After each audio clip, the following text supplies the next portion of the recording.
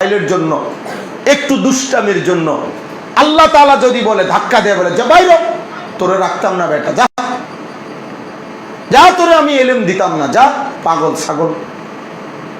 তো তোমাকে আল্লাহ তাআলা কই থেকে কই ফেলে দিল? বসো,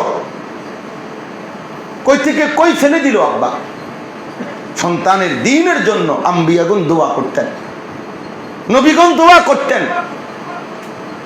পৃথিবীর সব বাবা ছেলেটাকে যখন ছোটবেলায় মাদ্রাসায় দেয়, স্বপ্ন এটাই, আমার সন্তান হাফেজ হবে, আলেম হবে,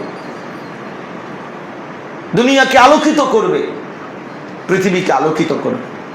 আমার ছোটবেলায় আমার আব্বা আমারে কোলে করে মক্তবে হুজুরের কাছে নিয়ে গেছে। আমার হুজুর হাফেজ মুজিবুর রহমান, কচুয়াবাড়ি মক্তবের হুজুর ছিল। আমার আব্বার মসজিদের মুয়াজ্জিন ছিলেন। উনি উনার রানের পাশে কোলের উপরে, রানের উপরে, বাম রান বা ডান রানের উপরে আমারে বসাইছেন। বসাইয়া আমার এতটুকু মনে হয় যে উনি আমারে চূড়া খেলা অল্প অল্প শিখাইছেন তখন। তো ছোটবেলায় বাবা স্বপ্ন দেখছেন আমার সন্তান আলেম হবে, সন্তান আমার আলেম হবে, দিন শিখবে, দিন শিখবে। এবার আমার বড় ভাই আলহাজ হযরত মাওলানা মাহবুবুর রহমান আশরাফি সাহেব, বড় ভাই আমারে কুলে করে বাসের সিটে কুলের মধ্যে বসাইয়া মাদ্রাসায় দিয়ে আসতেন, আবার নিয়ে আসতেন। অর্থাৎ পাশের সিটে সিট আছে কিন্তু নিতেন না সিট, ছোট ভাই যদি কষ্ট হয় তো কোলের মধ্যে বসায় আনত। তাহলে এইভাবে স্বপ্ন দেখে মা বাবা, আর তুমি শুধু তোমার কাছে মন চায় দুষ্টামি করতে, তোমার কাছে খানা এইছে, ওইটা হইছে, হুজুর ধমক দিছে কেন, হুজুর এরকম করছে কেন, আশ্চর্য কথা। তো তুমি বলো না, এই পৃথিবীতে কোনো জিনিস তৈরি হইতে, কোনো কিছু তৈরি হইতে কিছুটা কষ্ট সহ্য না করলে, একটা সামান্য বল, একটা সামান্য কিছু, কোনো কিছুই তো তৈরি হয় না বাবা। অনাদরে অবহেলায় তো কিছু গড়ে ওঠে না। কিছু গড়তে হইলে, কিছু বানাইতে হইলে কিছু তো কষ্ট সইতে হয়, কিছু কষ্ট তো সইতে হয়, অবশ্যই সইতে হয়। এই জন্য প্রত্যেক ছেলে, ছোট ছোট ছেলেরাও এটা মনে রাখবা, বাবার স্বপ্ন। এই যে দেখাইলাম 3 নম্বরে কোরআনুল কারীমের মধ্যে আছে, ইয ক্বালা লাহু রাব্বুহু আসলিম ক্বালা আসলামতু লিরাব্বিল আলামিন ওয়া ওয়াসসা বিহা ইব্রাহিমু বানিহি ওয়া ইয়াকুব। ইব্রাহিম আলাইহিস সালাম, আল্লাহ তাআলা বলেন, ইব্রাহিমকে আমি যতবার বলছি আমার হুকুমের আনুগত্য করো, প্রতিবারই ইব্রাহিম বলছে, আল্লাহ আমি আপনার হুকুম বিনা বাক্যে মেনে নিলাম। এরপর আল্লাহ তাআলা বলেন, ইব্রাহিম তার সন্তানদেরকেও একই ওসিয়ত করেছেন, কি ইন্নাল্লাহা আসতাফা লাকুমুদ্দীন, হে আমার সন্তানগণ, দ্বীন, ঈমান, ইসলাম, ইলম, আল্লাহর বিধান, আল্লাহর হুকুম, এটা আল্লাহ তোমাদের জন্য মনোনীত করেছেন, তোমরা আমার সন্তান। ফালা তামুতুন্না ইল্লা ওয়া আনতুম মুসলিমুন, পূর্ণ মুসলমান না হয়ে, আল্লাহর আনুগত্য পুরা না শিখে, না মেনে, না করে মৃত্যুবরণ করো না, কবরে যাইও না, কারণ আল্লাহকে পুরা মেনে, দ্বীনকে পুরা মেনে, আল্লাহর বিধানকে গ্রহণ করে এরপরে কবরে যাই। সন্তানদেরকে ওসিয়ত করছে, সন্তানের জন্য ফিকির করছে, সন্তানের জন্য। 4 নাম্বার, হযরত ইব্রাহিম আলাইহিস সালাম কাবা ঘরের সামনে, কাবা ঘর যখন আবাদ হলো, আল্লাহ তাআলার কাছে দোয়া করছেন, রব্বি জাআল হাদাল বালাদা আমিনা, আল্লাহ এই মক্কা নগরী নিরাপদ নগরী বানিয়ে দেন, এবং ওয়াজনুবনি ওয়া বানিয়া আন না'বুদাল আসনাম, আল্লাহ কিয়ামত পর্যন্ত আমার বংশধর এবং আমাকে মূর্তি পূজা থেকে হেফাজত করেন। নিজের কথা বলতে গিয়ে ওয়া বানিয়া, সাথে সাথে কার কথা বলছেন? সন্তানদের। আল্লাহ আমাকেও মূর্তি পূজা থেকে বাঁচান, আমার সন্তানদেরকেও মূর্তি পূজা, শিরিক থেকে বাঁচান। রব্বি ইন্নাহুন্না আদলালনা কাসীরাম মিনান নাস। আবার কারণ দর্শাইতেছে, কারণ আল্লাহ আমি দেখছি এই চোখে এই মূর্তিগুলো মানুষ, অসংখ্য অগণিত মানুষকে পথভ্রষ্ট করে দেয়। আল্লাহ আমার সন্তান যেন এই মূর্তির খপ্পরে পড়ে আমার সন্তান যেন আল্লাহ না হারায়, ঈমান না হারায়, আখিরাত যেন না হারায়। সন্তানের জন্য ফিকির করছে। 4টা হলো। 5 নাম্বার, ইব্রাহিম আলাইহিস সালাম খানায়ে কাবার কাছে ওনার স্ত্রী হাজেরা এবং ছোট্ট কোলের বাচ্চা ইসমাইল ওনাকে যখন রেখে আসছেন আল্লাহর হুকুমে, সে সময় তিনি দোয়া করছেন। সেই দোয়ার মধ্যে বলছেন, রব্বানা ইন্নী আসকানতু মিন যুররিয়্যাতি বিওয়াদিন গায়রি জি যারইন ইনদা বাইতিকাল মুহাররাম রব্বানা লিয়ুকিমুস সালাহ। আল্লাহ, আমি আমার সন্তানকে, বংশধরকে আপনার ঘরের কাছে কাবার পাশে গাছপালা তরুলতাহীন জায়গায় রেখে গেলাম। আপনার কাছে চাওয়া, আমার সন্তান, আমার বংশধর যেন নামাজ আদায় করে। কি আদায় করে?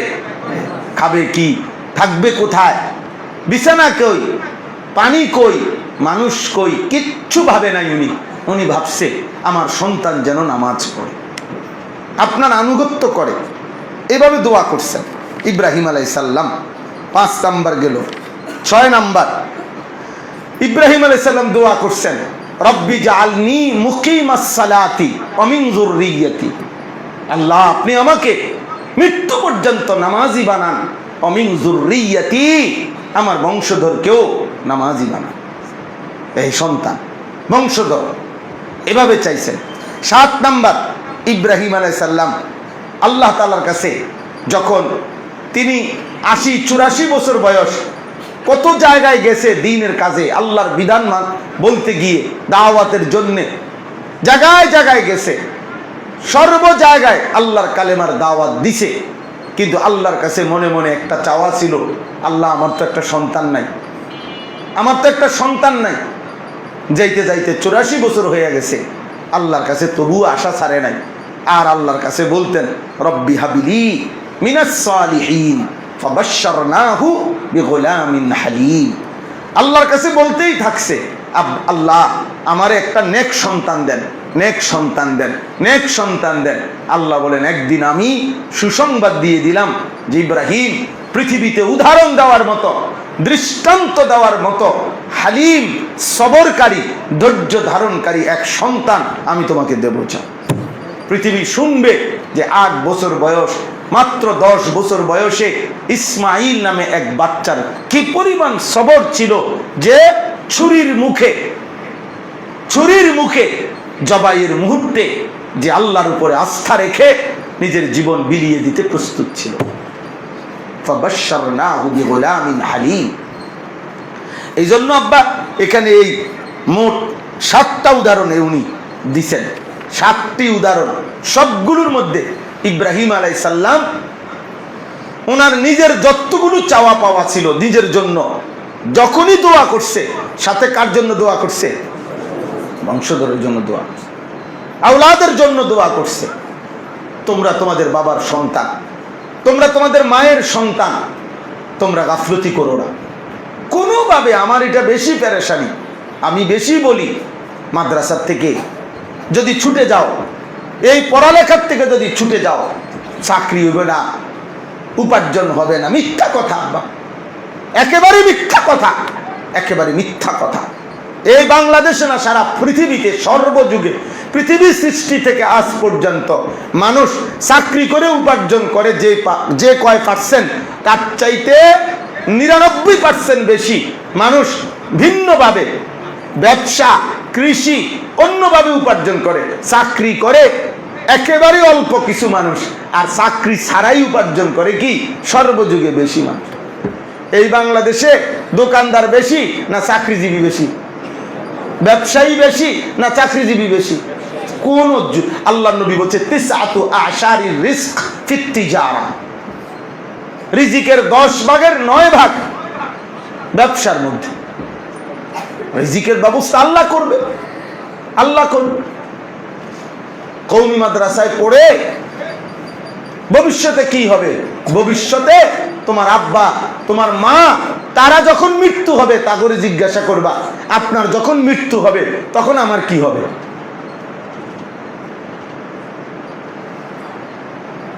আপনার যখন মৃত্যু হবে আব্বা, আমার কি হবে তখন? কাজে কাজে আপনি আমার সাথে লিখিত দেন, আমি বাঁচবো যতদিন, আপনিও থাকতে হবে ততদিন। আপনি মরবেন না, কারণ আল্লাহ বলতে যেহেতু নাই, নাউজুবিল্লাহ, আল্লাহ যেহেতু দিতে পারবে না, ততকালে একমাত্র খাওয়াইবে তো বাপেই। তো তোর বাপ মরে গেলে পুঁতে খাইবো কেমনে? তাহলে এটা কি কথা হইলো? কথা বলেন, এটা কি কোনো কথা? আমাদেরকে রিজিক দেয় কে? আমাদেরকে লালন পালন করে কে? আমাদের সমস্ত প্রয়োজন পূরণ করে কে? তো তিনি ছোটবেলায় যিনি খাওয়াবে, বয়সকালে কে খাওয়াবে, সারা জিন্দিগি কে খাওয়াবে আমাদেরকে? বলো না, সবাই বলো না, আল্লাহ আল্লাহ আল্লাহ। অতএব এটাই কথা, গাফেল হইও না, অবহেলা করো না, খামখেয়ালি করো না, গাফলতি করো না। আল্লাহ তাআলার কাছে গাফলত খুব অপছন্দ। তিনি এখানে লিখছেন খুব সুন্দর কয়েকটা, এক নজরে আমি শুধু বলি যে কি কি কারণে মানুষ গাফেল হয়। এক নাম্বার হলো নিজের শরীরের প্রতি অত্যধিক যে যত্ন নিতে থাকে, মানে সারাক্ষণই শরীরটা কেরম লাগতেছে। হ্যাঁ, আমার এক আত্মীয় ছিল, আপনজন, এখন নাম বলবো না ইচ্ছা করে, কারণ আবার হে যদি শোনে ওই জায়গার থেকে তাইলে তো মুশকিল হয়ে যাব। হে রে, আমরা আমার ছাত্র জীবনে যখনই জিগাইতাম যে ভাই কি অবস্থা, না শরীরটা বুঝতেছি না রে ভাই, না বুঝিয়েন না, কেরম জানি লাগে, কেরম লাগে, কেরম লাগে, হেও কইতারে না কেরম লাগে। তো ব্যাক কর, তুমি নিজেই কইতারো না কেমন লাগে।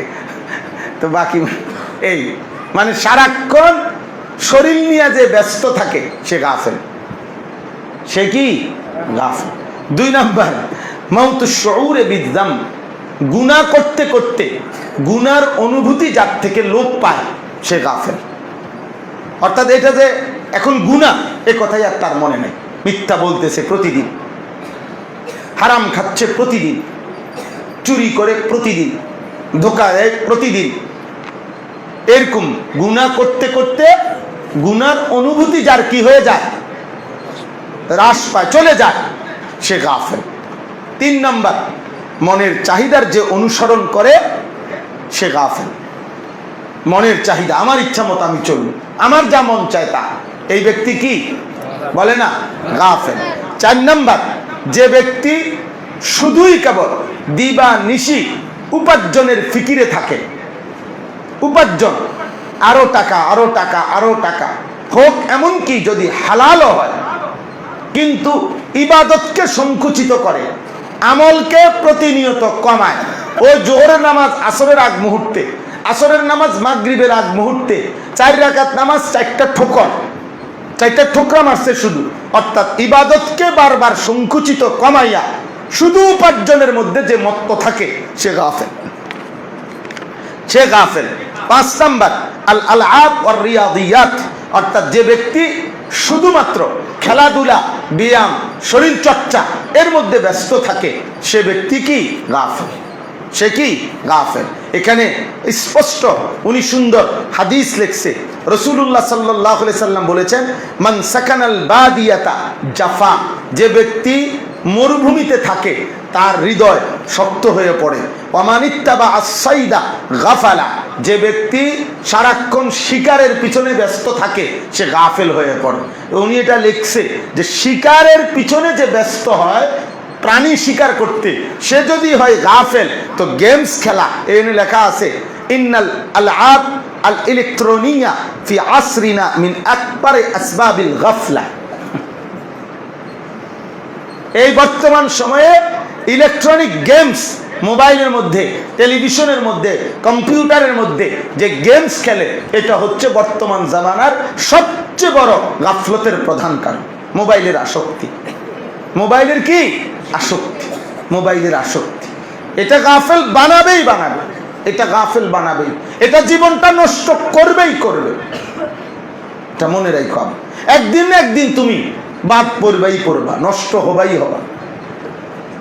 এটা মারাত্মক, এটা মারাত্মক, এটা মারাত্মক। হ্যাঁ, তিনি বলছেন এটা, যে এরপরে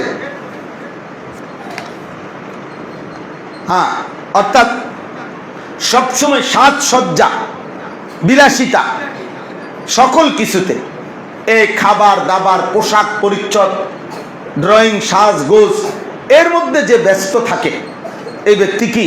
গাফেল। 3 নাম্বার, এরপর হলো আর রুকুন ইলা দুনিয়া, দুনিয়ার প্রতি যে ঝুঁকে পড়ে, অর্থাৎ দুনিয়াকে সাজানো, দুনিয়াকে গড়া, দুনিয়ার মধ্যেই পরিচিতি পাওয়া, দুনিয়া নিয়েই ব্যস্ত যে হয় সে গাফেল। তারপরে মুখালাতাতু আহলিল গাফলা, যে সমস্ত মানুষ গাফেল আল্লাহ থেকে, আখিরাত থেকে, ওদের সাথে বেশি বেশি মেলামেশা চলাফেরা যে করে সে গাফেল, সে অচিরেই কি হয়ে যাবে? গাফেল হয়ে যাবে। সর্বশেষ হলো কাসরাতুল মুবাহাত, যেই কাজ জায়েজ, যেই কাজ জায়েজ ঠিক আছে, কিন্তু ওই জায়েজ কাজের মধ্যেও অত্যধিক লিপ্ত হয়ে পড়া, এই ব্যক্তিও অচিরেই গাফেল হবে, অচিরেই কি হবে? গাফেল হবে। এই জন্য আব্বা চলো আজকে আমরা এতটুকু 2 জিনিস। 1 নাম্বার কথা হলো আমরা গাফেল হব না, ঠিক আছে না? ইনশাআল্লাহ সবাই বলো না ইনশাআল্লাহ? আমরা পড়বো তো ইনশাআল্লাহ? আল্লাহ যেন আমাদের সবাইকে, তোমাদেরকে হাফেজ বানায়, আলেম বানায়, মুত্তাকি বানায়, আরেফ বানায়, রব্বানি বানায়। বলো আমিন। কোনু রব্বানিয়িন, আল্লাহ বলছে তোমরা যারা ইলম শিখতেছ, তোমরা যারা ইলম শিখাচ্ছ, আল্লাহ বলছে কোনু রব্বানিয়িন, ওই পর্যন্ত থামবা না, বরং রব্বানি হও, রব্বানি, আল্লাহওয়ালা হও, রবওয়ালা হও। রব্বানি মানে আল্লাহওয়ালা, রবওয়ালা, রবওয়ালা। মিষ্টি বেচলে মিষ্টিওয়ালা, তরকারি বেচলে তরকারিওয়ালা, সিনজি হলে সিনজিওয়ালা। আর এলেম যে আছে, আল্লাহ যে, আল্লাহকে যে কলিজায় রাখে সে হয় আল্লাহওয়ালা, সে রবওয়ালা, সে রবওয়ালা। আল্লাহ বলছে কুনু রব্বানিয়িন বিমা কুনতুম তুআল্লিমুনাল কিতাবা ওয়া বিমা কুনতুম তাদরুসুন।